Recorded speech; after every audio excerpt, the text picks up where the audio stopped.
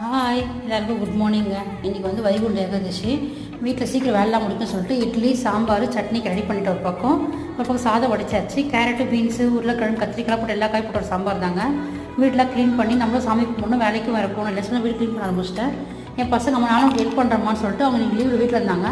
So அந்த கோயிலுக்கு கூப்பிட்டு போயிட்டு திருவிழா என்ஜாய் பண்ண போகிற சந்தோஷத்தில் நான் ஹெல்ப் பண்ணுறேன், ஹெல்ப் பண்ண ஆரம்பிச்சிட்டாங்க. அவங்க செய்கிற வேலை பேர் சுத்தமாக இல்லைனாலும் நம்மளுக்கு பெரிய சந்தோஷம் திருப்தி கொடுக்குது. இந்த மாதிரி வேலை செய்யும்போது பசங்க வளர்ந்தாங்க கண்ணுடன் பார்க்க முடியுது. ஒரு பக்கம் பெரிய பொண்ணு வீடு வசலாம் பெருக்கி படிக்கட்டுலாம் பெருக்கி வேலை செய்ய முடியும். ஒரு பக்கம் சின்ன பொண்ணு நானும் செய்ய சொல்லிட்டு அவ்வளோ பக்கம் வீட்டில் க்ளீன் பண்ண ஆரம்பிச்சுட்டா. எனக்கு பார்த்து அவ்வளோ சந்தோஷமாக இருந்துச்சு. நம்மளோட வேலை சீக்கிரம் முடிஞ்சிச்சு. இன்றைக்கி நானும் வீட்டுக்குள்ள மாப்பு போட்டு தொடச்சி எல்லா வேலையும் முடிச்சுட்டு பசங்க கூட சேர்ந்து நானும் சாப்பிட்டு ஆஃபீஸ் கிளம்பிட்டேன்.